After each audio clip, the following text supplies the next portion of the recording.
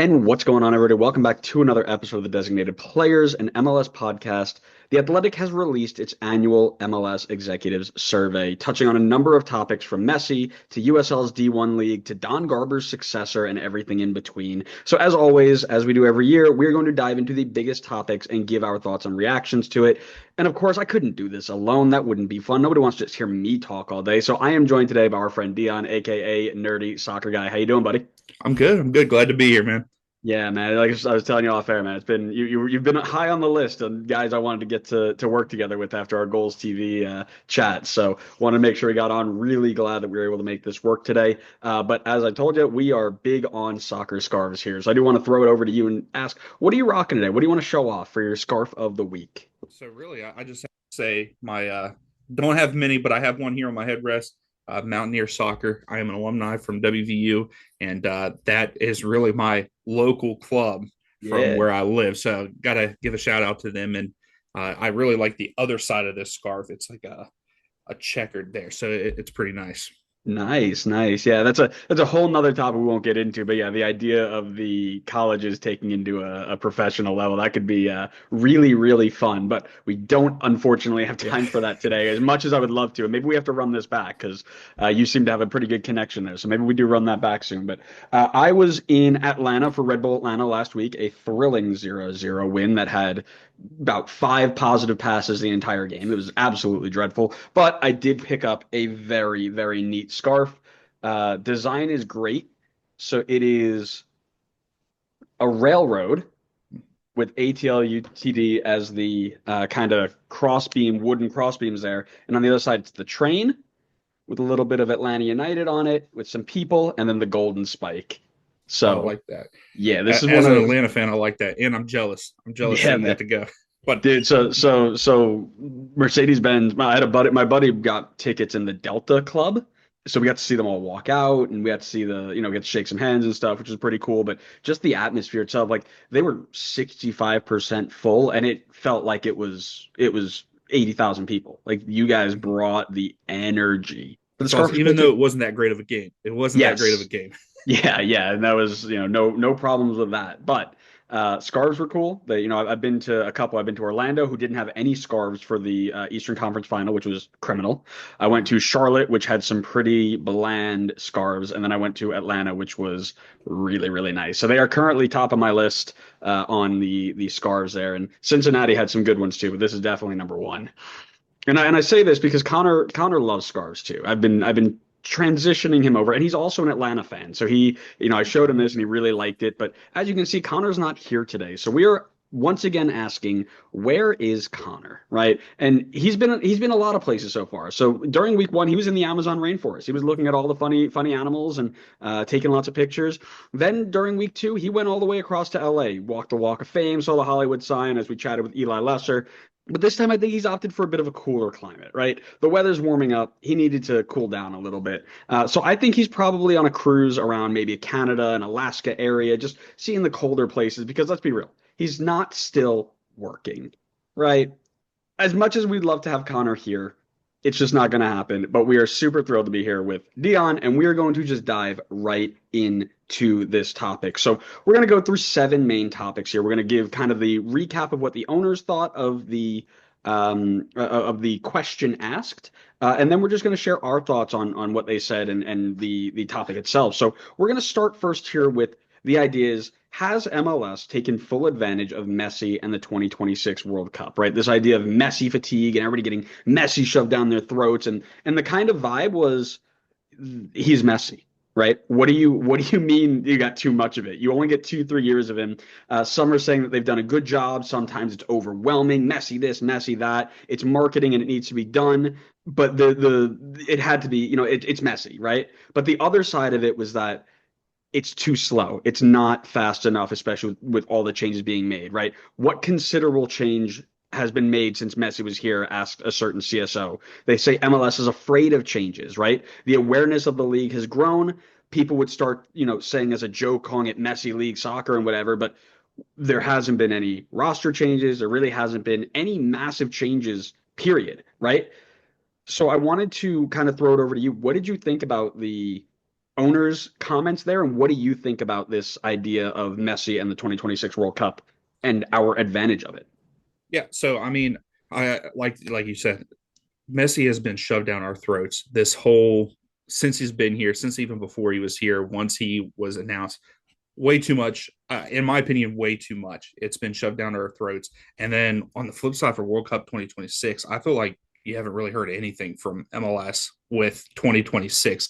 And I like that they did make a change this year with having where you can buy within the league, where we see Vander go to, Cincinnati, and then Acosta go to Dallas. I like that to try to help keep talent in the league. I think that has been like the only good change that they have done here recently. And but there has to be more. There has to be more so we can bring in more talent like Messi. But yeah, Messi has been too much, and it turned him into a villain in my eyes. At first, I'm like, yo, this is really cool. I think a lot of people, I think everybody that is a fan of Major League Soccer was like, oh, awesome, Messi is coming.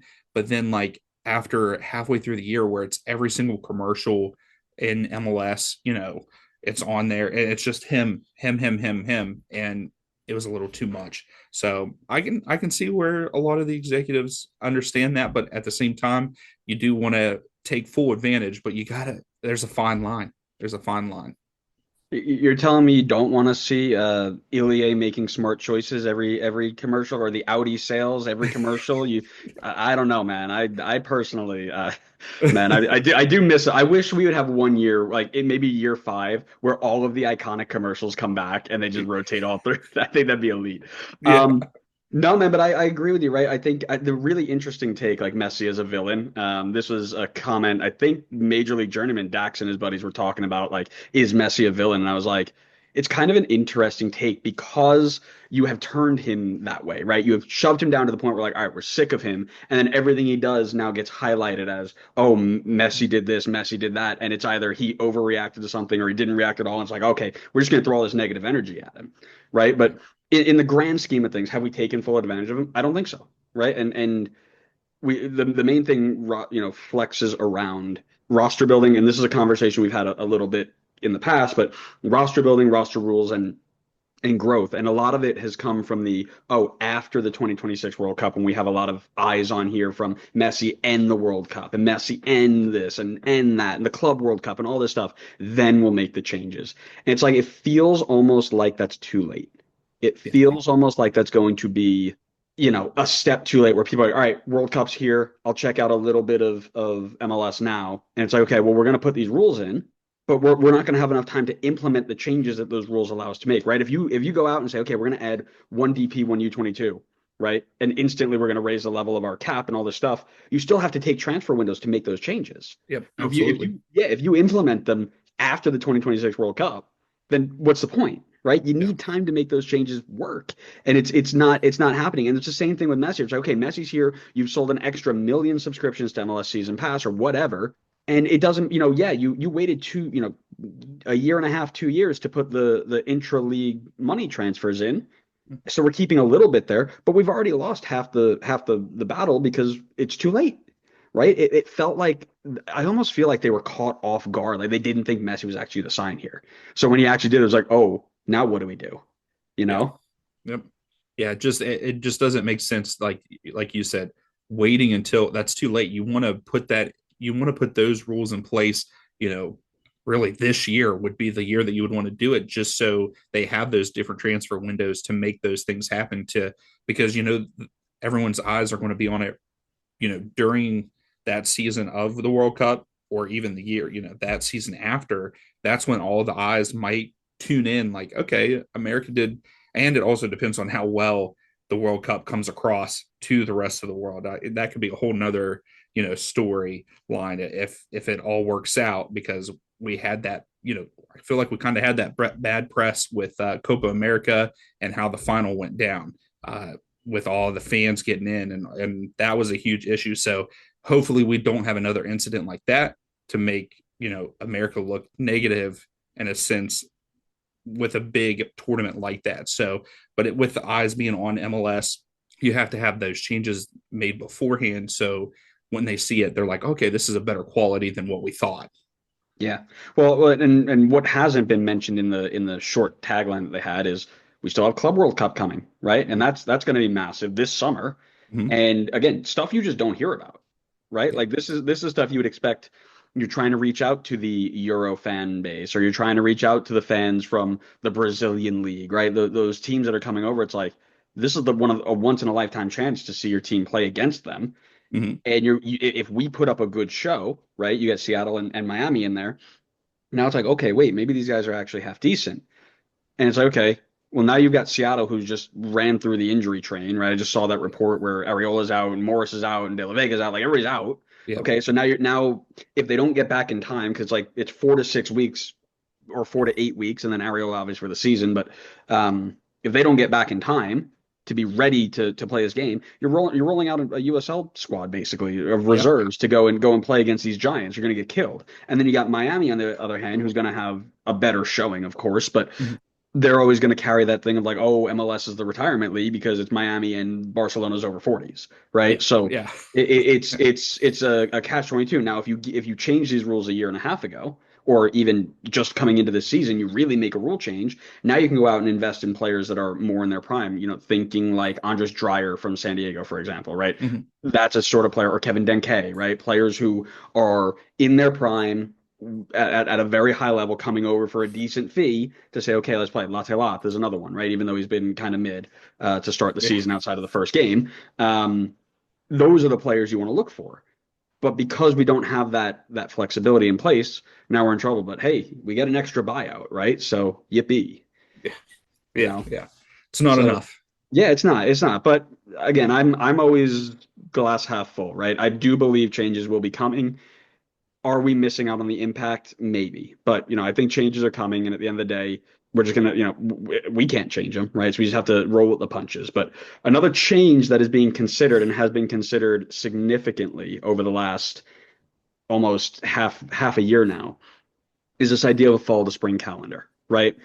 Matching with the European window, matching with the European transfer window. I should specify.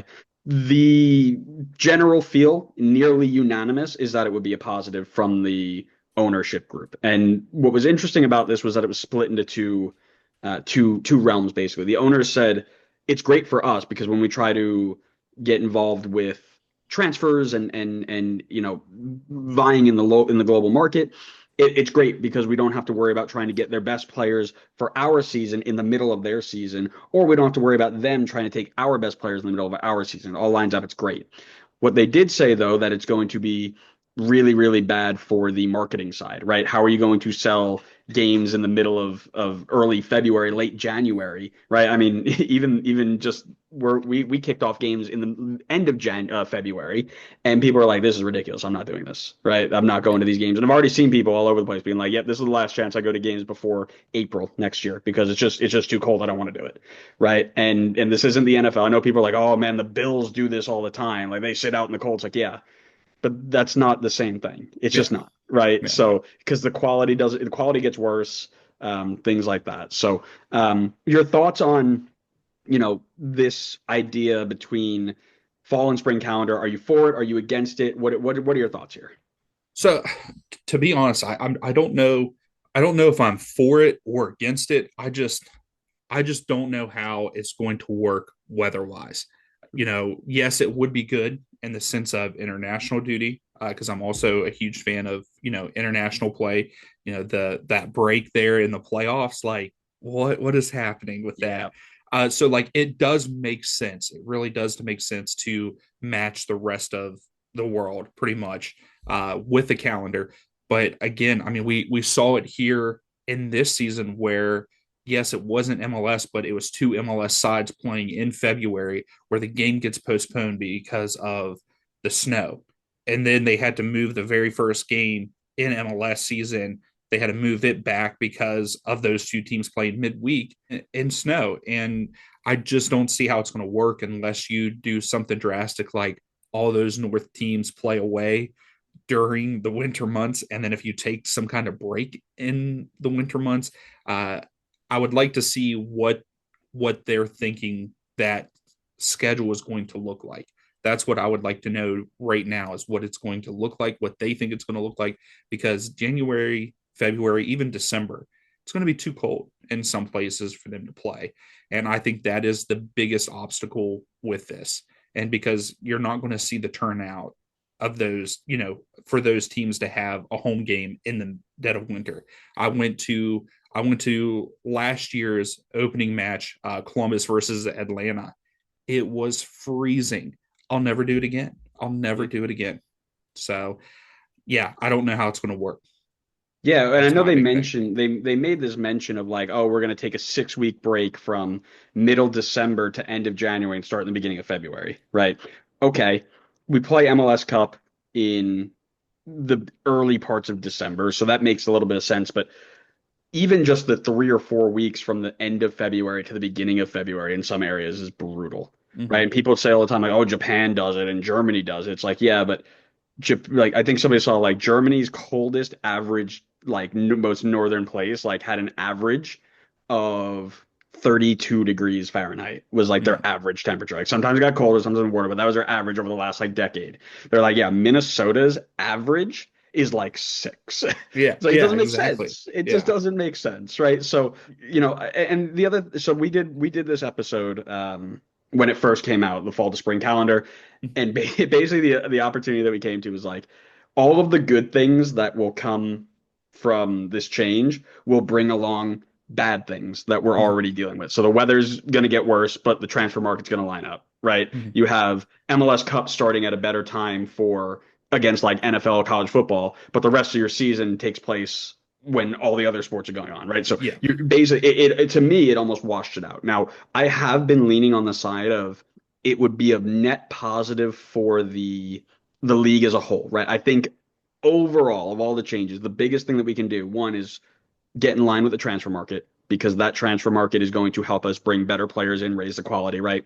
It would make our international breaks better. So you talked about, right, the break in the middle of MLS Cup playoffs, right? Yeah. Makes no sense. You could get away with putting, getting your international breaks on the same schedule. I think that also be really good because it would make the playoffs make a lot more sense, right? Plain and Mm-hmm. simple, make it more sense. Yeah. Yeah.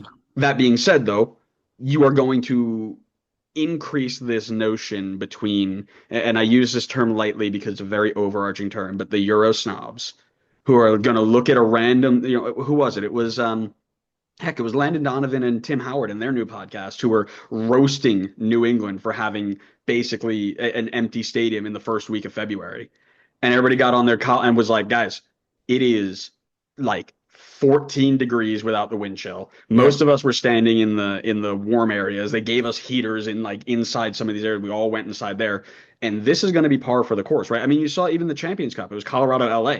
That, Mm-hmm. that place was empty. The games were garbage, right? And it's Yeah. Yeah. it's LA Colorado. Those aren't bad teams. Like this isn't like watching 2023 San Jose versus 2022 Toronto, right? Like this Yeah. Yeah. these are two semi it's a Mm-hmm. Champions Cup for a reason. They're there because they're good. And the game looked like garbage. So Yeah. you're going to have to balance this idea of like, okay, we're going to be able to bring quality to our league, but our games are going to be empty for the first month and they're going to be less quality because they're not in form and they're cold, right? Yeah, yeah, exactly. That you hit it right on the head there, because it just that's the only thing. I think like you said, positives, everything lines up. The negative is that, like, unless you can figure out a way to do the schedule where you would have to open up the season like Montreal is this year with them having 8 games on the road. But then, like, is it fair in the second half of the season for those Southern teams to have to do more away game? Like, you just gotta the balancing act that they're going to have to do if we do switch to this fall to spring calendar. I want to see what that actually looks like what a mock-up schedule would look Yeah. like. Could you imagine all these people who are screaming like the league doesn't even have a balanced schedule? How can it be a real league? And then we go and be like, oh yeah, by the way, half you guys you're playing your first 10 games on the road, and the other half you're playing your last 10 games on the road. Have Yeah, fun, bro. yeah. It'll send everybody into their mind will explode. It's like Mm-hmm. Oh yeah. it just like there is not a win-win situation here where you're like, okay, we're gonna change this and everybody's gonna respect us more. It's gonna be great. It's gonna go find negatives all over the place. So Oh yeah. Yeah. you know. And it is what it is. And like I said, people who are listening, please share your thoughts. This is what we love about these sorts of conversations is there's lots of conversation to be had. So please make sure you get in the comments and have that discussion because we are getting to one that has brought up a lot of conversation over the last maybe month or so. I'll give it a month. And it's the idea that USL's D1 League it's out into the public, which is interesting because a lot of the USL owners didn't even know it was coming, but it is here. And the question was, could USL's D1 League be a threat to Major League Soccer? And in I guess true terms of ownership, many no comments on this one, but there were, I think the total was 12. I think we had 12 comments in here, and most of them were I'm gonna try and use the words correctly here. Most of them were very dismissive, saying I don't think it will be, rivaling us because who would be like, oh yeah, I'm an owner in this group and now I'm terrified. I don't think anybody's gonna come out and say that. However, I think people came in and said that they don't think that they're going to be a huge threat, but we hope that they can be the best league possible for hopes of a future maybe merger or use in building up MLS as its own. There's the thought of pro rel in there, which is always a fun conversation with with everybody in that Yeah. conversation medium. But I think there are half of them who are like, all right, leave us alone. We're focused on MLS, and the other half are like, listen, it's good. All soccer is good soccer, right? If we can have more good quality soccer, life's good. So, wanted to get your thoughts on that. Where do you stand on this? So I'm glad that like there wasn't like you said there was some that like just kind of dismissed it, really didn't have a comment, but the ones that did comment, I felt like it was a positive thing, and it should be. Like yes, it's a different league. Yes, you're competitors in a sense, but like you want you want the game to grow here, and this is a perfect opportunity. I don't think that USL is a threat to MLS because there's not the same amount of money in it. It's going to take a very long time because it has taken, what is it, 30 or 25 years for Mhm. 30 years for MLS to get where they're at today. It is over $500 million just to get your name in the hat as an expansion team. USL does not have any kind of money close to that kind of stuff. And even with their D1, like they're not going to be able to bring the players in that MLS does. Now, maybe 10, 15 years from now, maybe it could be a threat depending on how USL handles their growth and everything. But I like the fact that this is happening. It does introduce, the pro rel even more. But I think one of the executives said like it would be nice if they worked together to help grow. And I would love to see that part. Both leagues, yes, stay separate, but help each other, like give each other a boost to make it just more accessible to soccer here in the US and give that they're just two different leagues completely.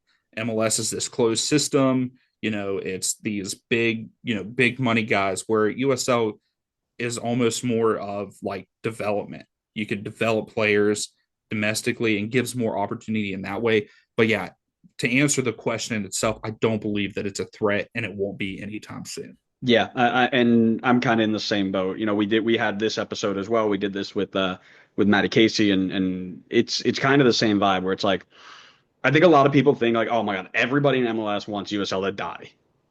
No, not a No. thing, right? You have the individuals who are like, yes, this is the only thing I care about, and you're gonna have individuals all over the place. But I think the vast majority of us are like, yes, let's make USL as good as it is. But I think what the interesting point that you brought up was this idea that they're not going to have the money to bring in those players, regardless of if you're a D1 league or not, right?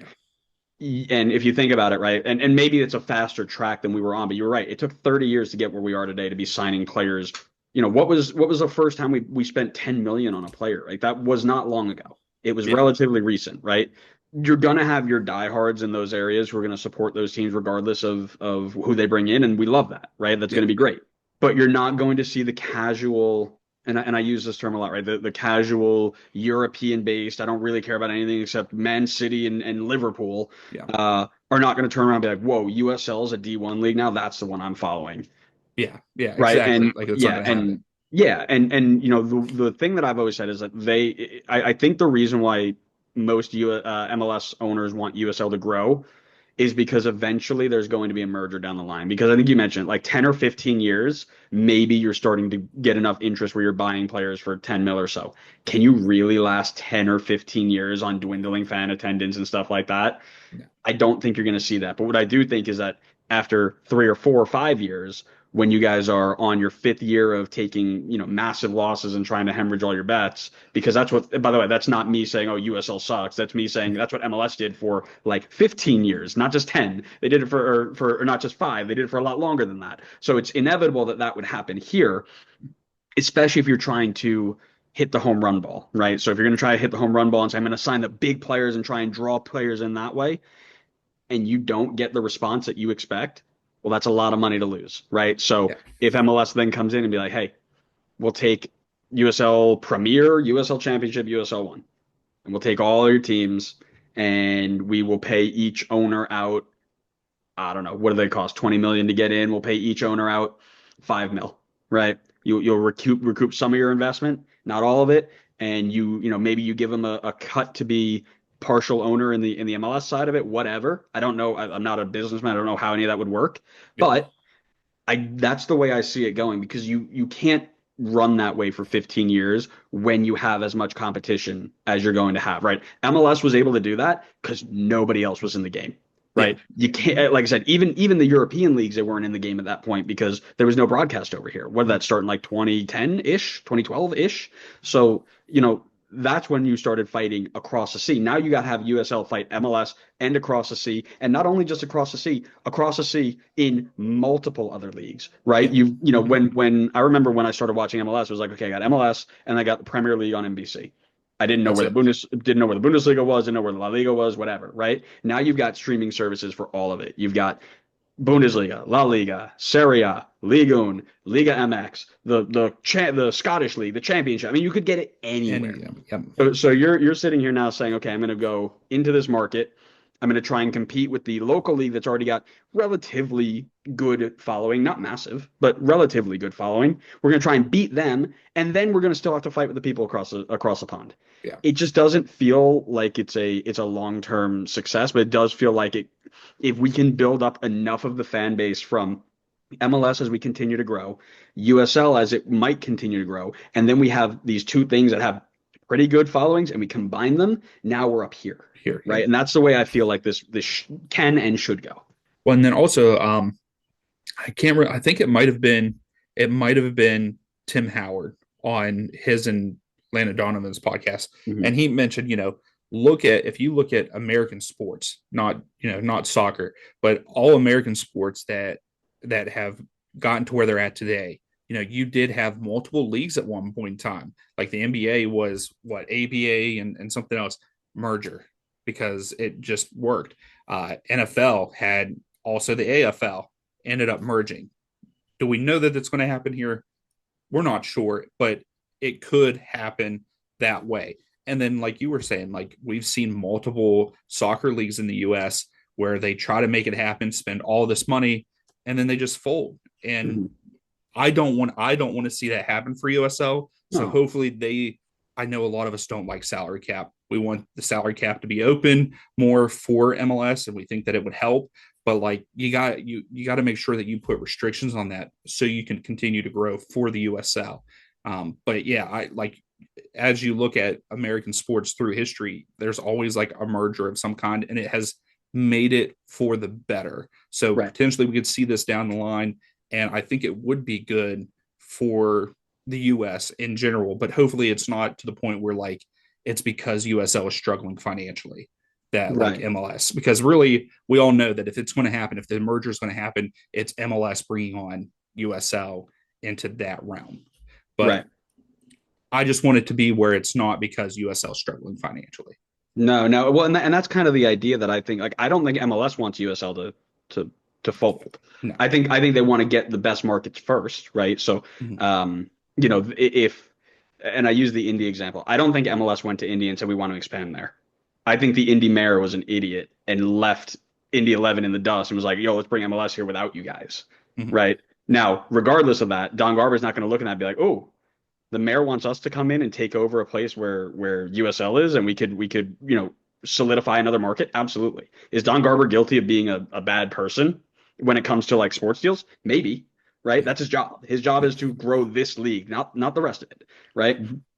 However, I don't think they want him to fold because USL has now got a foothold in the game, right? They've Mhm. got soccer specific stadiums, they've got great fan bases, they've got good teams, they've got good talent, right? Yeah. They are a landing spot now for college talent. They're a landing spot for overseas talent. They are a place that people want to go. So I don't think MLS wants them to fold. I think MLS wants them to survive long enough where they realize, okay, we can't actually compete with you. Let's work together now. Because I read something, and it was about a year ago, that MLS actually tried to buy USL out already. They approached them at some point and was like, let's get together.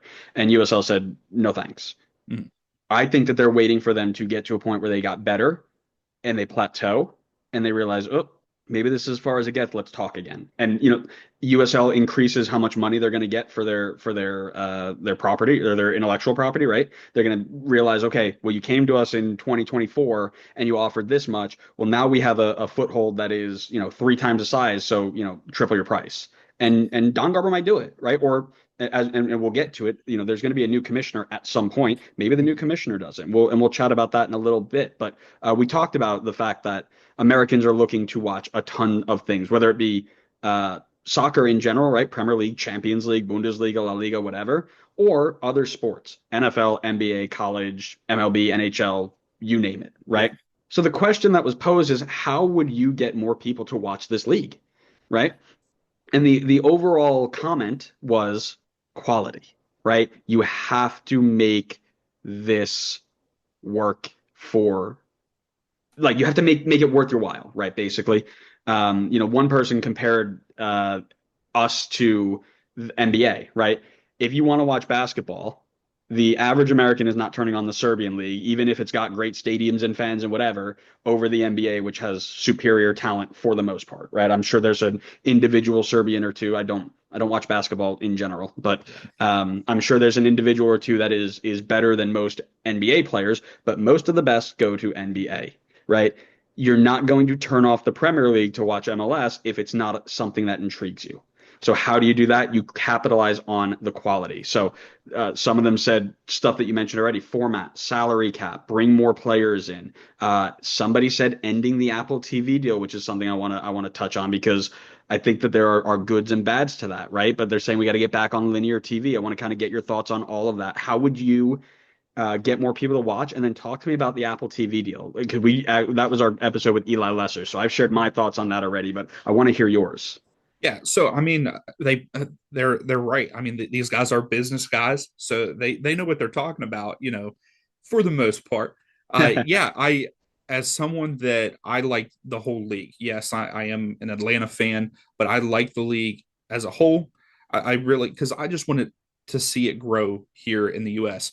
Where I'm from. Soccer was not really a thing, and even now, like it has gotten popular here in the state of West Virginia, but it's nothing like other places. And so like that was one of the main reasons why I made my channel was because I wanted to build a community that enjoyed American soccer, not just the Premier League. I mean, I have a handful of friends that they just watch the Premier League, want nothing Yep. to do with MLS. So the Apple deal, being able as someone that wants to watch all the games, like that's awesome. It's all in one place. I don't think it's a bad price. Some people say it's too much. I don't think it's a bad price because if you look at other American sports like NFL Sunday Ticket or NBA League Pass, like the NFL Sunday Ticket is expensive for the season. So I don't think that's bad. I like Apple in that sense. But like you said, you have to have quality. So you have to raise the salary cap, maybe get another DP. You have to make these roster changes for us to be able to go out and get these guys that can make the league more quality. But also, your average casual fan is not going to buy Apple TV just to watch casually. Like that price tag for Apple TV for the MLS season pass, like your average person's not going to just your casual fan is not going to do that. And like they don't really advertise like, hey, this is the free game. I don't feel like they did do that a little bit whenever they the first season of Apple TV, but they got to promote that so the casual fan will get hooked to it. And I don't feel like they did a good job promoting that. And then I think that they need to have these local TV stations. You got to put it on TV where people are going to watch it. Yes, I guess cable TV is dying out, as you would say, cable TV, because like I haven't had it since 2010. I've not had cable TV. It's all been on the internet. So like I understand, but we still need to make deals with, we got to get it out there for people to see and for the casual, person to be able to see. I also think they need to get away from Fox, but I know some people that's a whole nother story. I do not like Fox's broadcast of soccer. It's awful, but that can be a whole nother conversation. But yeah, I agree with them. Like we just need, you got to have it in other people's faces, and you have to have that casual fan to turn that casual fan into a fan to a diehard fan. And I don't think that Apple has done a good job, and MLS hasn't done a good job like marketing that. Like, hey, here's the free games, watch them, or even like give instruction. Like, I couldn't tell you how many people, because I do watch-alongs for games. I couldn't Oh tell you yeah. how many people I have walked through how to even see the free game. So like they don't even show that, like how to go and see it for free on Apple TV. Like people think that even if you have, like people think you have to have Apple TV for that free game. And it's like, no, you can still go in as long as you have like your Apple ID. So they just, I think they have failed on that part for the marketing. Yeah. So I like I said, we did this last week, and you hit one of my biggest gripes. So if you want to see like a full breakdown, Eli Lesser and I dove into this whole thing. We did like an hour on it, and it's posted already, so go check it out. But my biggest gripe was this idea of the free game not being marketed properly, Mm-hmm. right? How many people, and this goes all the way out to like when we had the U.S. Open Cup too. Like the U.S. Open Cup was free to watch, and everybody's like, "Oh my God, they put it behind a paywall and they tried to kill it and blah blah blah blah blah."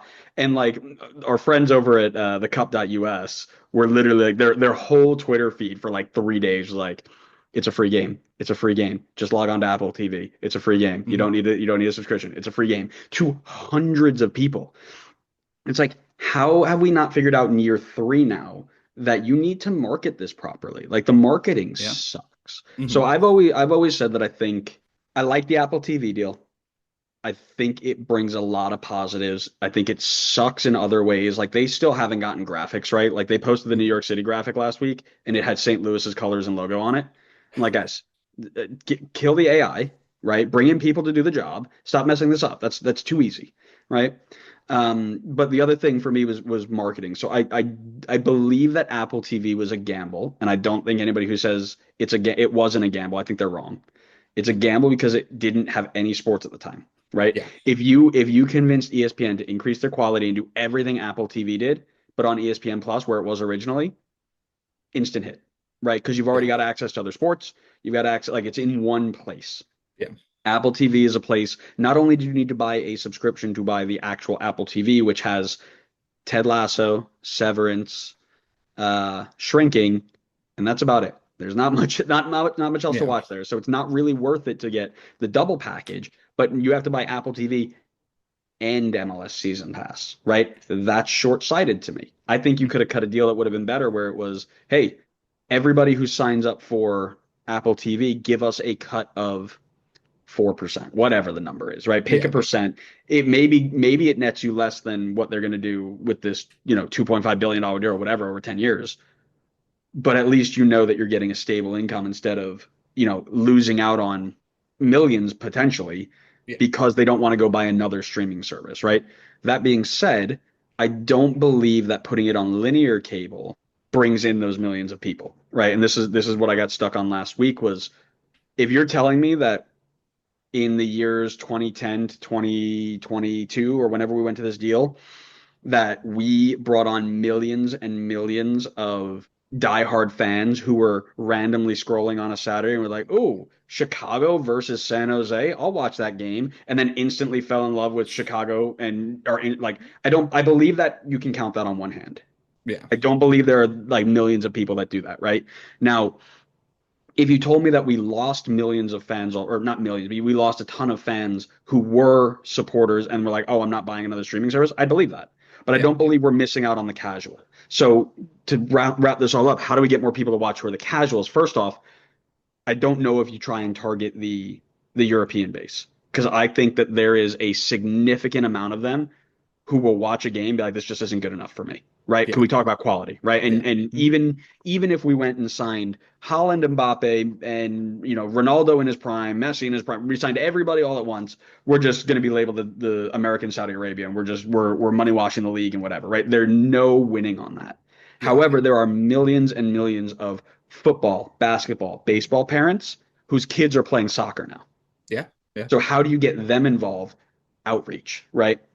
You go over to the leagues these kids are playing in, and you do outreach there, right? I mean, some clubs are putting in these five-a-side pitches, which are great, but you go out and you for a year just are you're sponsoring pitches and you are putting up signs and you're giving away raffles to season pass. You're doing all this sort of stuff to engage the community of people who are not that bought into Americans, right? So I had a group of, I'm a coach here in Carolina, and I had a group of 17s, and every single one of them were fans of Man City, Real Madrid, Barcelona, whatever, right? And when I asked them, like, oh, do you go to the Atlanta games or the Charlotte games? And they're like, no. I came back from the Atlanta game last week. I had my first session, and we were talking about it, and they were all like, "Oh, I like Man City, Real Madrid, whatever, and Messi's my favorite, and whatever." And somebody goes, "Oh yeah, I loved it when he played against Atlanta because there was that whole big fight and everything. Didn't understand any of it, but he loved Atlanta." And I was like, "Oh, are you an Atlanta fan?" I was just at the game. We talked for like 3 or 4 minutes.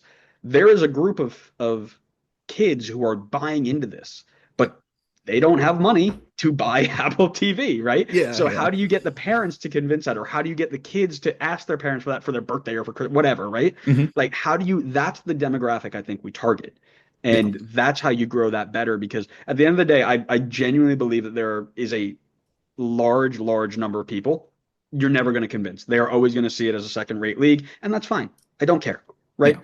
But there is a huge untapped market in the parents who never played soccer, but kids are starting to love soccer. Yeah. And we're in enough markets where it's like NFL now, where it's like, oh, we're 3 hours from Atlanta, but he's an Atlanta fan, right? We're 2 hours from Charlotte, but I got some kids who love Charlotte, right? We are close enough where it's like, okay, this is like the NFL where we'll make a trip and watch these games every week if we can get them to watch it, right? So that's where I think we go. I absolutely love that take. I didn't even think about like, this outreach and you're right. I mean, there's a lot of like because a lot of my friends and stuff that they are now having kids and stuff and like they don't want their kids to play American football because Yeah. of how aggressive, the head injuries and stuff. So a lot of them are going like soccer is like the way to go now. And that is great, offer deals to, reach out to these different leagues for kids and yeah, do the outreach and offer even offer them like, oh, 50% off, Yeah. here's MLS season pass, especially for the youth and stuff that are close enough to go to, like you said, 2-3 hours away to go to a game, yeah, like and even on an outreach, like they probably do this especially for local kids, but like somehow like give them tickets, if you know that you're having a game that's not going to have a huge turnout, you Yeah. know, give some of those tickets away because you're going, if you give those tickets away to a family of four, that at some point in time they're going to buy something there at the stadium. You know what I mean? Like a Oh drink, yeah. concession, something. So, yeah, like if you know that you're not going to get that many fans to like because they're playing the worst team in the league, give those tickets away or like you said, raffle. Like I really like that idea. I didn't even think about that aspect of it. So I really like that take. Dude, I'm telling you, like, and you, I think you just took it a step up, right? You go out and if you're in Atlanta, right, you go to every soccer league that's within a 100-mile radius of you, and you say, Mhm. hey, we're going to give you a discount code that's going to apply for 25% off season pass, Yeah. and have your kids sign up for it, right? All these kids, especially the closer you get, all these kids know what your club is. You're massive, Yeah. right? And it only gets bigger, right? People know who Red Bull are, people know who Chicago is, but they've got the old school fan base that they haven't really done a good job. But you got the St. Louis, the San Diego's, the Atlantas, the Charlottes. I mean, they're huge. Yeah. Seattle is still big, right? You can go and drive that forward Mhm. by just offering a little bit of money. And I promise you, these billionaires, they have enough to spare. So you can do it. exactly. I believe in you. Yeah. Come on. And guess, listen, they're making a ton of money off of other things too, such as Leagues Cup, which is our next topic here, because there is some thought that the Leagues Cup may no longer be around. And I have an interesting take on this, but I'll tell you what the um, owners thought, and I want to get your thoughts on this too, because there's a new format, right? Not taking this month break. It's going to be played kind of like the Open Cup, funny Yeah. enough, where it's going to be mid-season, which we'll save those comments for another day. But the thoughts were, okay, what are we doing here? Like, is it going to stick around? Is it going to, what's going to happen, right? And people think that the new format's going to help, right? We're not taking this month off, but they don't think it's going to be around much longer. They think that it might be the last year of the Leagues Cup because not only is it works because of revenue, but they think Liga MX is going to walk away because they don't really need it as much as MLS does. And here's the thing. I liked Leagues Cup. I think it's unique, it's different, but not a lot of people do. Some people, some of the owners are saying they prefer Leagues Cup to Open Cup, which is a take, right? And I think that they both have positive and negatives to it, but a lot of people noticed, like, yeah, it got big because Messi's first game was in Leagues Cup, right? So, Yeah. what are your thoughts on Leagues Cup? Does it stick around? And does this new format change anything? So I do like that the format is changing because that taking the month off, that's weird. Like that was weird to me taking the month off. And I watched Leagues Cup the first go round. I thought it was great. I was a part of the crowd that kind of boycotted Leagues Cup last year. I will say I was a part of that crowd because I like the US Open Cup. I like, and maybe that's because like the thought of like the FA Cup and stuff in Europe, like, these smaller teams beating these, bigger name teams. Like I loved it. I went to the Pittsburgh Riverhounds against Columbus Crew. I think it was like 2 years ago, Nice. and the Riverhounds upset them. Yep. And like it was electric. The fans were wild. It was sold out. Like, but yes, Columbus weren't playing all of their starters. We have that issue too, because I think really because at that point in time, Zelleron he didn't even travel with the team. Who else was their big player? Like a lot of them didn't travel. Like their Mhm. biggest name player that traveled was Morris, Aiden Yep. Morris. Yeah. Yeah. So but still, like having those nights for those lower league teams, like playing, I like that. So I boycotted Leagues Cup. Didn't even watch a game last year of it. But I think that my biggest thing too with Leagues Cup is I didn't like taking the whole month off. So I do kind of like that they're going to this. Let's just do it midweek, kind of like how US Open Cup is. Mhm. The thing I hate the most about it though is that all the games are played on US soil. Yep. That is my biggest take. Like as a fan of soccer and of MLS, like that is my biggest take because it is not fair to Liga MX. And like, yes, I don't watch Liga MX. I'm not, I only watch them if they're in Champions Cup or Leagues Cup. That's the only time that I keep up with them. And like that's not fair in a sense to have all the games here in the US and like especially with us switching to this other format, like they can travel down, to Mexico Mhm. too. You gotta, it has to be both ways. And if I was Liga MX, I would pull out of it. If I don't, they're saying that Liga MX doesn't need it as much as, MLS does. If I were them, I'd pull out of it because we have to travel all the time where you guys don't have to travel, like you have to travel maybe a little bit, but not as much as we do. So I think that it could be a good thing, but I think it might die out if Liga. I could see Liga MX pulling out and then it's done. But I also am a bigger fan of US Open Cup. But we can go back. It's a whole you can we could go down a huge rabbit hole of US Oh Open yeah. Cup. But just like we were talking about, like MLS has failed to market the free games and stuff. Apple has failed to market. They do a terrible job with the US Open Cup. Oh Like I yeah. feel like the marketing for the US Open Cup is awful. 100%. And we don't need to, 'cause like you said, that's an hour-long conversation. We've had that Absolutely. before, and I have no problem having that conversation again because while US Open Cup has its flaws, Mhm. A lot of them are self-inflicted, right? That's not a hot take, right? Like Hmm. we don't market it well. It doesn't have a TV deal. Most of the time, I mean, last year MLS took it on once we got into it, but the first two rounds are being shown on YouTube, which I don't mind, by the way. I think a lot of people watch YouTube anyway, so it's not a big stress. But Yeah. I like Leagues Cup, and one of the reasons I'm excited for 24, um, at the end of 20, or what that I'm excited for 25 is because at the end of 24, we did an episode on how to make this better because it was very clear that the 1 month off sucked. Yeah. So how do Yeah. we make it better? One of the things we said was less teams, right? We don't need to see Juarez versus San Jose. Like I don't care, Yeah. right? Yeah. So what do? They cut it down to 18, top nine from each conference. Love it, right? Mhm. Instantly, we've got better quality and it's less games we have to worry about. Love it. Secondly, no month off. We're going back to midweek. Love it, right? I think that's great. A couple other things that we talked about too, just working in things that not as big changes, but wouldn't make as huge of a difference. Anyway, I like the new format. I like this whole things, but my big take was that when Leagues Cup came around, it was a 4-year tournament. Mhm. And I say that because if you remember all the way back to 2007, 2006, the North American Superliga. So North American Superliga was a 4-year tournament essentially. It lasted for 4 years, and it was MLS and League MX, and it was like the top six from each league, maybe top eight. I don't remember the exact numbers, but kind of as the thing only lasted 4 years for the exact kind of same reason we're having here, same issues. But from what I was reading about it, and take this with as much salt as you'd like, the biggest reason it was created was to put pressure on Champions Cup to say you need to improve your product, right? Because the people who were over Champions Cup didn't want to give control to MLS or US soccer, but they also didn't want to put any money into it. So it was Mhm. like we were traveling to, and this is going to sound very echoey, but we were traveling to bad stadiums, playing in front of crowds that didn't, there weren't crowds there. The money wasn't in there.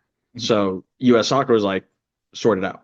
So they said, we're going to pull most of our teams from it. We'll give you three or four for the Champions Cup, and then everything else is going to be in our tournament where we can make a lot of money. Right. That lasted for 4 years until CONCACAF turned around and said, okay, we'll take over and do better. And then now here we are, what, 20 years later, all is well and dandy, right? Now let's fast forward to 2023. You've got US Open Cup playing in stadiums that Don Garber deems is not acceptable for his teams, Yep. not making enough money in front of crowds that are short. He makes this Liga MX tournament against MLS teams. He starts by putting as many as he can in there, and then he backs off a little bit and says, "Okay, we'll split it up. We'll give you some back to the tournament that I don't like, and I'll keep more for me." And then eventually it died out when somebody took over and made it better. Now, if you've been watching kind of the quality of US Open Cup, yeah, there was no TV deal, but I remember in 2023 watching a friend of I was friends with the coach at Flower City Union up in Rochester. Mhm. I had to watch their game on a stream from the website. I believe it was 11. I think the website was called 11. And when I tell you that I have a split screen right now where I've got notes on this side and you're on this side, right? Mhm. As we panned from here to here, there was just a hole in the middle of the screen. And then it Yeah. came back to the action. So you couldn't actually see what was happening at midfield. It's like that was 2 years ago, Yeah. right? And Yeah. again, and we talk about it being self-inflicted, right? US soccer and MLS, who I don't know if they had divested at that point. I can't remember what exact year that was, but you could have put more effort into it by giving them a better camera setup, getting yourselves a Yeah. streaming deal, but we didn't, right? Now Don Garber pulls out and says, okay, you deal with it. They go and make it better, and then he comes back in. This isn't something that has not been historically forgotten. Mhm. Don Garber knows what he's doing, but I think there are so many new fans to this league, and the people who are complaining about it don't remember that. And I say that as somebody who was not around for it either. I just read up on it because I was doing some stuff for our MLS history segment, and the North American Superliga was a part of it, and that's when I picked this up. So Okay. I did a little. I wasn't there for it, but I did do I did a little bit of research, and it popped up to me. But I don't think many people know this. So I did not know anything yeah. about that. Yeah. Yeah, and neither did I. I thought it was just another like, oh, it's a North American Super League. It was originally the Champions Cup, and then it changed names. Mhm. No, it was put in place so that Don Garber could encourage somebody to do better and make himself some money. So Now, I will say I'm I can't wait to see what the attendance is like for Leagues Cup with Mhm. it being midweek games, Correct. because I feel like there's a huge issue with attendance for midweek games in America and like American 100%. games and stuff, because I feel like even these Champions Cups this year, I've really watched the Champions Cup, and 100. Oh, I haven't seen a single one. you haven't, yeah. So No. I've been paying attention to it. Watched Herediano upset Real Salt Lake, and then they played against the Galaxy. I watched those. I've watched a couple of different games, and if you look, man, the attendance is awful It's all the way brutal. around. Oh, It's it's brutal. terrible. Yeah, Yeah. yeah. And so I like the new format of Leagues Cup also, but what is the attendance going to be like there in the midweek? That's one 100%. thing. Yeah, and that's a completely fair conversation. Mhm. I see a lot of anti-MLS people who will use all these stats to try and prove MLS is bad, and a lot of the stats are garbage. And I say Mhm. that as a master's educated engineer. Like I know numbers. Like that's kind of my thing. Yeah. A lot of the stats are bad, but that's a very fair one, right? To be able to say, oh yeah, you're comparing U.S. Open Cup attendance, which only plays Tuesday, Wednesday, Thursday until the quarterfinals, Mhm. to, or actually no, it was until the semifinals, I think, to a tournament that plays 3 weeks straight in the middle of summer when nobody's in school, nobody's, everybody can take time off, and half of their games are on the weekend. Yeah. It's a fair gripe, right? Mhm. And that is a really really interesting one to think. And I think that's what's going to push it over. If Don Garber sees like okay nobody's showing up in midweek, it's gone, right? But Yeah. if he sees okay there's enough people here, we're like we're going to be able to push this out another 2 years. He'll push it out another 2 years. He'll Oh push yeah. it out until the end of his tenure, and then he'll say okay, let's move on because it's I'm done. The new commissioner will come in and be like okay we're done with this, right? Get himself a win with the non MLS crowd and move on. Yeah. So. Um, so that it's super interesting. I can't wait to see that. There's this really interesting question I wanted to pick your brain on here, which was about what area in the infrastructure needs more investment. Because as you know, MLS is world renowned for their facilities, right? Their training Yeah. facilities, their stadiums, their youth facilities. I mean, most clubs, and I'll put that with an asterisk, Colorado. Most clubs do really, really well with their entire setup. And while you can improve the area, the of on the field product, there is a lot of stuff that you can work on interiorly on your infrastructure. And a lot of the CSOs were talking about the academy, right? It is working on making sure that you have a pipeline so that you're not just investing money for older players who then retire and you're like, oh, well, there goes all my money. I can't recoup that, right? And the other one that came up is the salary cap again, right? MLS Next Pro spending more in that space to try and build up your reserve league so that, similar to what Charlotte's doing right now. Charlotte goes out and buys a bunch of 18, 19-year-old international players, puts them in the academy, and then in 3, 4 years, up they go, right? Petkovic, Toklamati, these players who you don't know of for 2, 3 years. And then all of a sudden they're on the scene doing really well. That's their process where they don't develop much from within, but they will go and take others that have been semi-developed and move them on. Right. So your thoughts on kind of how the academy should take place? Whoops. How the academy should take place, and then if there needs to be improvement in that area. Yeah. I mean, to be honest, I really don't know too much about the setups, but I Hmm. know that it definitely we need to do more domestically, because we are such a big country that there has to be a kid, out there that's really good. But because of the way things are set up here and how big, the US is, having to pay. I know that I don't believe any MLS academies the kids have to pay to play on. Yeah, they're all free for They're the all most free part. I now. believe Yeah. for the most part, and I think the variation is how early it becomes free. Like I know Philadelphia's got like a whole like school, kind of like in Europe, where you jump in at sixth grade and it's free all the way up through. And I think Red Bull have started that, but I think others are just like, yeah, this is our team. It plays in MLS Next Pro. If you're a part of our academy system, you don't pay anything, but that's it.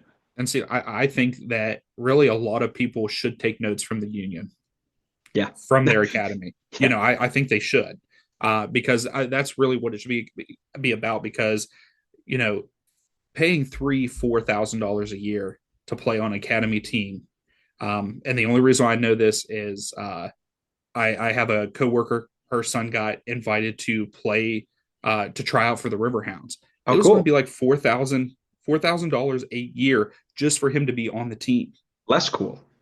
Yeah, oh yeah, it's cool that yeah that Yeah, he cool, was cool to be there. Less cool that you're spending, college tuition to be there. yeah, that's the only bad part. So like if somehow we set up MLS, when I say we, focus on, spend a little bit more money, you have these billionaires, spend a little more money on setting up the academies and growing, domestically that way, and like working with, local leagues like that, and maybe even offering to help a little bit. And like I know that there's this the that's another thing with the academy stuff, I believe, like where, if a player lives in a certain area, only that team can, have the rights to that player.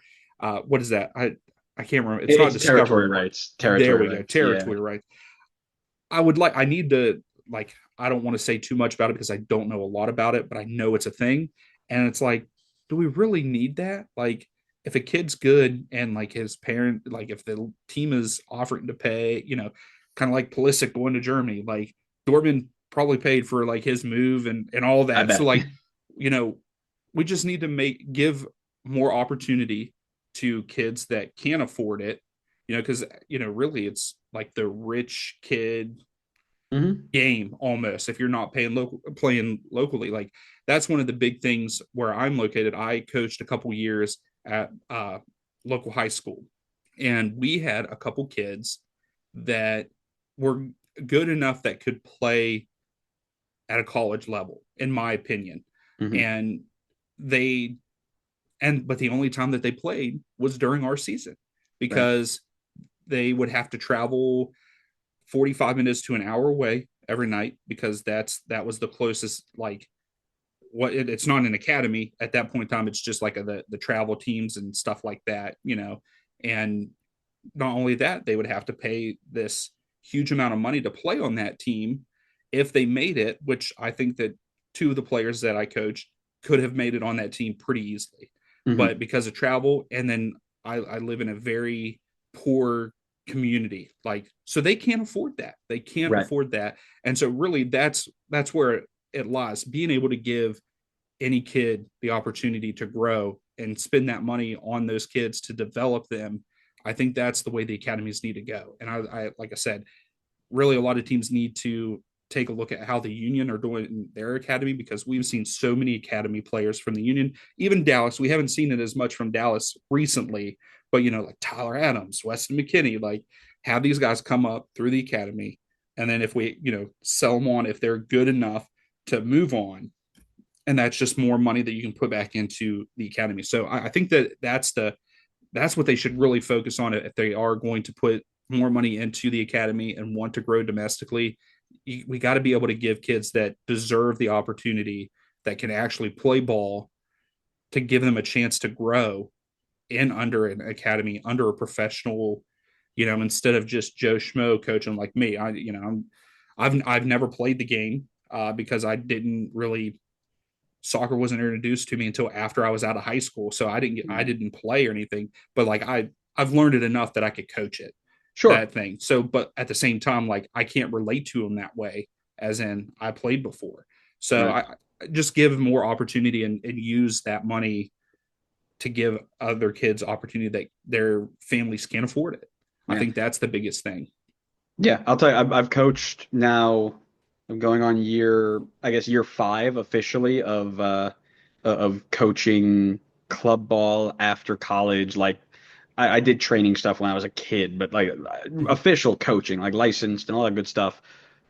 I was really shocked when I started. We were at a place called Lexington FC, which is now Lexington SC in USL One. I worked Okay. for that group, which was phenomenal. Um, then I moved into a place called South Carolina United, which has South Carolina Heat and the South Carolina United Banthams, both play in USL Two. And now I'm at a place called Aiken FC. Two of those three leagues have or clubs, I should say, have scholarship opportunities for players who are underdeveloped, which is something I've never seen before. But it's brilliant because what it is it's not costing anybody anything else. They're going through local business. Local business is sponsoring, and they're helping that way, which I think is the right way to go about it. Right, Yeah, go in and invest that way. And I agree with you. I think there are tons of kids that fall through the cracks. I think that USL is a viable option. I think people can play at USL, right? But if MLS academies are free and USL is going to charge $8,000 a year, right? That's huge. That's a huge discrepancy, right? yeah. If USL went free, you're going to see a lot more players come through the pipeline, right? And Mhm. that's just a fact, right? We saw that as soon as MLS went free, right? Yeah, But I thought this idea that you have two different ways to build your academy or second teams was really interesting. Like one straight from the academy pipeline, and the other the way that like Charlotte are doing, where it's like, oh, I'm going to go and buy this other player. I think they're both viable options. Like I agree that we want to invest in there, but if you're running a team and you want to win games, I truly, truly believe that you have to do the best thing that's for you, right? So if that means you're going to go out and buy, a bunch of Slovakian guys like this, like Charlotte is right yeah, now, and going out into this random team that nobody's ever heard of and just doing player swaps, which is, feels like what they're doing, go for it, right? And I love it because at the end of the day, you're bringing more talent in, whether it's through the pipeline or it's transfers from overseas. You're bringing more talent in, and that's going to raise the level. absolutely. Yeah, So yeah. so I Whichever love it. works for your team. You know what I mean? Yeah, whatever works for your market. And what you can dish out. Because Charlotte, like you're saying, Charlotte, like that's a good, nice city. Like people would want to go there. Like Atlanta, your Miami's, like those big cities. But those other, I've never been to Philadelphia. Heard a lot of things about Philadelphia, but like, you know, their focus is domestic, and they've done a good job. Yeah. So whichever works for your team, that as long as you're doing it, bringing in more talent, it works. Yeah, yeah. Well, and the academies were a very big emphasis early in Don Garber's tenure. He was pushing and pushing for this idea that we need something sustainable. We can't just keep buying 37-year-old European guys for a quick buck and then losing that money, right? So make sure you get academies, invest in the community around you. Let's go build that up. And that's where my assumption is, like, this is not insider info or anything, but that's my assumption is why the territory rights came in. It's like, okay, if you put the effort to grow this academy system, we're not going to let anybody else take it because you're going to put the extra money, right? It was in that phase of time where you were putting a ton of resources into infrastructure, academy, stadiums, whatever, right? So to encourage that and to say, okay, you're not going to lose on this investment, we're going to say this bubble is yours and yours alone. Nobody's going to take anything from it. It's all going to be yours. Are we at a point where we can get away from that? Probably. Yeah. But that's a different story because right now we're going to talk about Don Garber himself because his time is almost up. You would assume he just hit his 25-year mark in this job. He's going to be 69 when his new deal ends in 2 years, which is nice. But we were looking at these GMs and they're saying, okay, what comes next?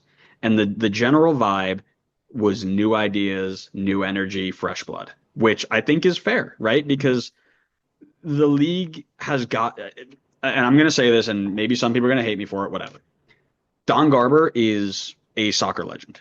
Don Garber got this to a point where nothing has ever been. And I say that not knowing enough about NASL in its later days. So maybe I'm wrong about that. But from what I have experienced, Don Garber has taken this and put us into what is arguably and very argued at the moment a top 10 league in the world. Period. That being said, he's probably 2 years past his, I'll use the term expiration date in this job, right? He probably should have moved on 2 years ago, but now he's here for another two.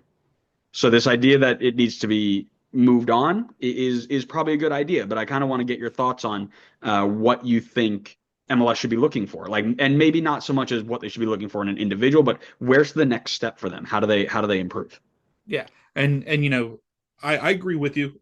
I know that a lot of times we don't like what Garber's doing. A lot of hate on Garber, but MLS, really would not be alive still if it Yeah, wasn't for him. You know what I mean? Like he's done a great job getting the league to where it is now. So yes, you have to give him huge kudos.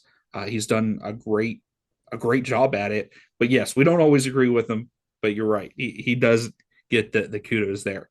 Uh, I think I have to. There's a couple of them that said like we need to get someone, because Don is a businessman, not really, he wasn't really the soccer kind of guy. So I think that we do need to get someone that is, a soccer guy and bring in the new ideas, because at this stage in the amount of money MLS has, you can bring in people, this new commissioner could bring in people around him to get those TV deals done, like the actual big business stuff around him. They should have the money to be able to do that.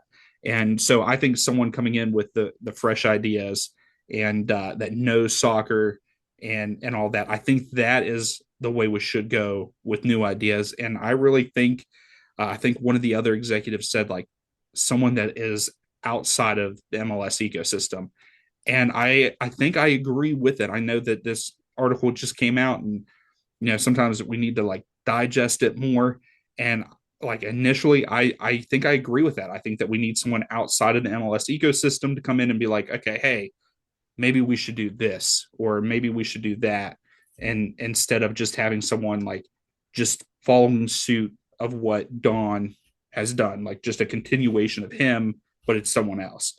I would like to see new ideas to take it to that next level, to make us a top 10 or a top 5 league. Like something's got to change in that instance, in that sense, not instance, but in that sense to me. Man, I am a little nervous on this outside the MLS ecosystem because MLS is so unique. Yes, And if you it come really in is. with absolutely no idea what's going on, when Don Garber came in as an NFL guy, completely brand new into MLS, it was 2 years old and on the brink of death, Mm-hmm.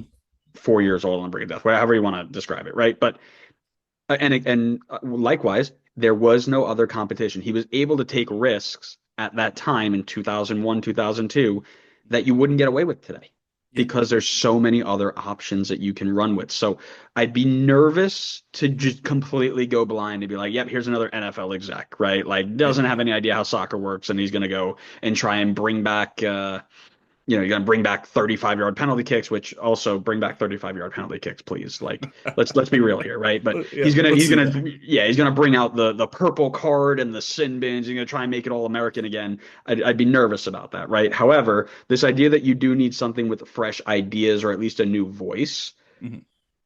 I like that, right? There was an idea here. People talking about rivaling the Premier League, have a day off, right? Not happening. Yeah. Never. That's like saying some random upstart is going to rival the NFL one. Like, yeah, Yeah. maybe in 100 years. Calm down, right? But there was this idea of like a competitions commissioner, which I think was really interesting, right? So, not somebody who can just get really good media rights, which Don Garber was very good at, Mm-hmm. but somebody that knows the game and the competition and they make this comment like, yeah, our fans, our coaches, our players, nobody knows what the playoff format is, nobody knows when we start, when we end, like nobody knows anything. So how do we go in and solidify the competition and all the competitions we play in and all the formats that we have, and how do we make it uniform? And I Mm-hmm. like that a lot because Don Garber does feel like he's getting to a point where he's like, let's just throw everything at the wall and see what sticks. Yeah. And And that's not gonna happen. now, whenever I was saying someone outside of the MLS ecosystem, I was meaning someone that knows soccer. I'm Okay, not good, good, saying good. I'm not saying let's bring in another, yes, Don was a great, it ended up being great, but like bringing someone in that doesn't know the game at all, or like an NFL exec, I don't mean that. Like, I mean someone that still knows soccer, but outside of the MLS ecosystem. Yeah. Cause I don't think it would be good, bringing in another sports exec, Yeah. Well, that kind of thing. and the reason I made that comment is because so many of these GMs are NFL guys, which is why I Mm-hmm. think that person is like, let's bring in another NFL guy. Because look at what Yeah. the NFL is doing. I didn't want to suggest that you were suggesting that, Yeah. but I think that guy might have been suggesting it. Yeah. Whoever Yeah. that guy Maybe. was, I think he might have been like, yo, I got this buddy over at the NFL. He's gonna be really good. he Like would be I he would wouldn't be it wouldn't perfect put for this. anybody. Yeah. But no, I think you need somebody aligned with the game, but to be understanding of the American ecosystem, right? I think it's very easy to grab somebody from England and be like, yep, we're going to bring in Pro Rel, we're going to take away salary cap, and we're going to run with it. Yeah, No, you you can, ain't. and that would be the death, and Correct. that's why I'm saying, like, at the same time, being able to surround that, whoever the commissioner would be, male or female, Hmm. surround them with people that are good business people, with helping with the big TV deals and stuff, but also having someone like a right hand person Yes. that knows MLS inside and out, like how, TAM and GAM and, all that, how it all works. So like having those pieces around the commissioner like that, I think that is also a big thing that they need to look at too, to surround the commissioner with good people to help them understand the MLS ecosystem as a whole at that point too. So I think that's kind of why I brought that up. Like if we do go Mhm. outside of MLS, like you said, it's such a unique league and there's so much to it. Like you're going to have someone in a higher up role with the commissioner that knows it inside and out. Yeah, and I think that's really like that's perfect, right? You Mm-hmm. need to get somebody who is I think the commissioners, the media guy. How do you bring in the sponsorships? How do you bring in the media deal?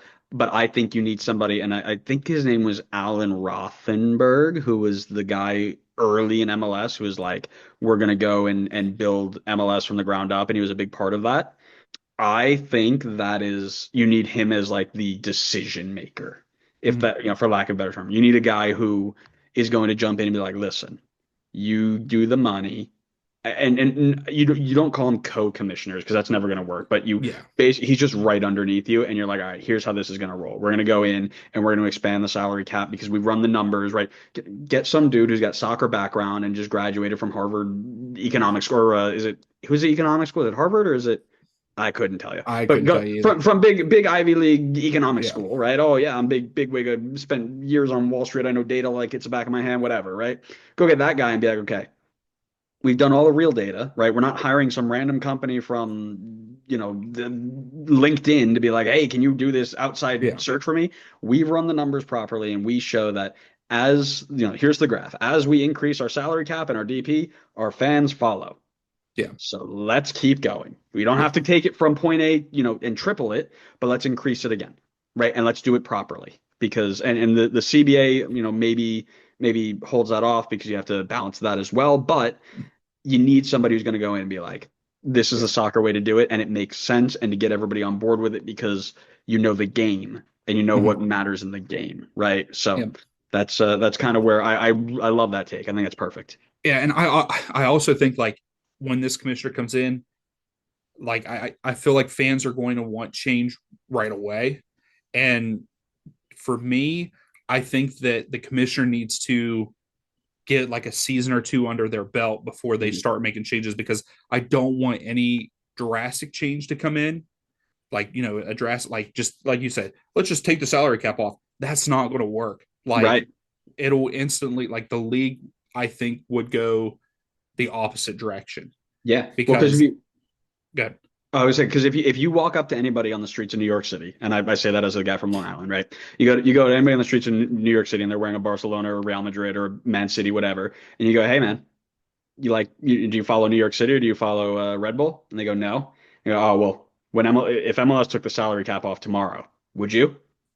You know what they do? They'd laugh at you and keep walking. They might Yeah. say something mean to you too because it's New York City, but that's not going to bring in new fans from the jump, Yeah. right? Yeah. And people always complain, like, oh, it's a salary cap. How can we like a league with a salary cap? It's like that's not the reason you're not watching this. Like, Yeah. let's be real, Yeah. So you're right. You can't just make these big changes because then you're going to see those people who, and we reference the NASL to the best of our ability, where it's yeah, they saw what Pele did for the Cosmos, and they just overspent on everybody. Yeah. And it's like, okay, wait a second. People aren't following that, and I just spent 10 million on this guy, and I'm getting 1.5 million in return.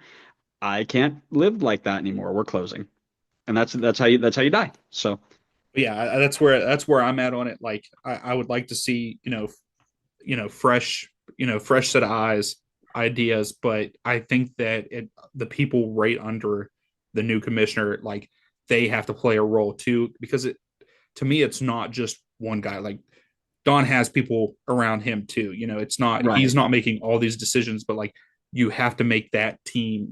It's always about a team, and you have right. to make that team good. And no drastic change. Like, that's the big thing for me. No drastic changes like day one. Like, it's going to take time for that commissioner to get an understanding of everything and how the league works and all that, and then start to make the changes. And yes, I know that, you know, I feel like the American fan base, it's like, I want it now. I want it Yep. now. Yeah. And to keep this going in a uphill trajectory for MLS, like, you can't make anything drastic, I don't think. And so that's my biggest take on it is I don't want anything, no big changes right away, but I do want fresh ideas.